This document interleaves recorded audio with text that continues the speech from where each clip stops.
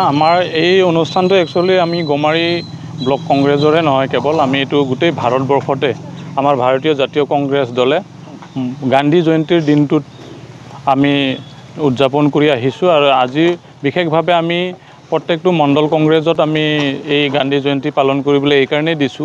কালক্ৰমত আমি দেখিছো যে মহামানৱ মহাত্মা গান্ধীৰ যেটো আদৰ্শ হেতু বৰ্তমান চলিত চৰকাৰে তেখেতৰ আদৰ্শ মুহাৰি পেলাবলৈ ৰাজনীতি কৰিছে তেখেতসকলে ভাবিছে মহামানৱ মহাত্মা গান্ধীৰ আদৰ্শটো যদি আমি মুহাৰি পেলাব পাৰো তেতিয়াই তেখেতসকলে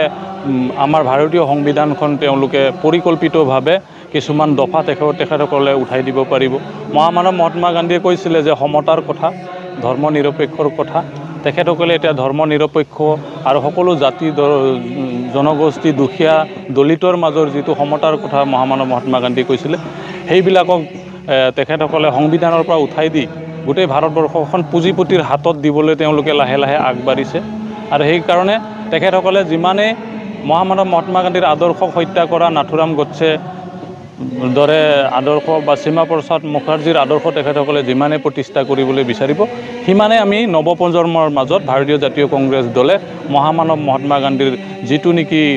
তেখেতসকলৰ সত্য আৰু ত্যাগৰ কথা তেখেতসকলে কৈছিলে সেই কথাটোক লৈ আমি নৱপ্ৰজন্মক আমি জনাই যাম আগন্তুক গান্ধী জয়ন্তী যিমানে পৰৱৰ্তী সময়ত আমি পালন কৰি যাম হিমানে শিক্ষাৰ স্কুলীয়া ছাত্ৰ ছাত্ৰীৰ মাজত আমি হুমাম তেখেতসকলক তেখেতৰ আদৰ্শ আমি গাম আৰু কিয়নো তেখেতসকলে লাহে লাহে স্কুলৰ পাঠ্যপুথিবিলাকত মহামানৱ মহাত্মা গান্ধীৰ আদৰ্শ তেখেতৰ ফিলছফি তেখেতসকলে মুহাৰি পেলাইছে বহুতো পাঠ্যক্ৰমৰ পৰা তেখেতসকলে নাইকিয়া কৰিছে গতিকে তেখেতসকলে ভাবিছে যে এনেকৈ কৰিলে অহা 10-15 বছৰৰ নৱপ্ৰজন্মই মহামানৱ মহাত্মা গান্ধীৰ আদৰ্শক পাহৰি যাব আৰু পাহৰি যোৱাৰ লগে লগে তেখেতসকলে এটা সময়ত তেখেতসকলে বিচৰা তেখেতসকলে যিখলক শ্ৰদ্ধা কৰে তেখেতসকলৰ যেটো নীতি নাথুৰাম গডছেৰ নীতি তেখেতসকলে ভাৰতবৰ্ষৰ প্ৰতিষ্ঠা কৰিব পাৰিব বুলি তেখেতসকলে আশা কৰিছে সেই গতিকে আমি হেতু হ'ব নিদিও হেয়ে আমি আজি শিশুপানী মণ্ডল কংগ্ৰেছে আমি ইয়াত আমাৰ বিশিষ্ট অতিথিসকলক আমি মাতি আনিছো আমাৰ প্ৰাক্তন শিক্ষক দিনেশ বড়ো এক্স আৰ্মি আছে এজন কি নাম আছে মনেশ্বৰ বসুমতাৰীকে প্ৰমুখ কৰি আমাৰ স্থানীয় ৰাইজক মাতি আনিছো আৰু আমি এটো কোনো ৰাজনৈতিক প্ৰণোদিতভাৱে আমি সভা বা আমাৰ আজি গান্ধী জয়ন্তী আমি পালন কৰা নাই আমি পালন কৰিছো এটাই কথা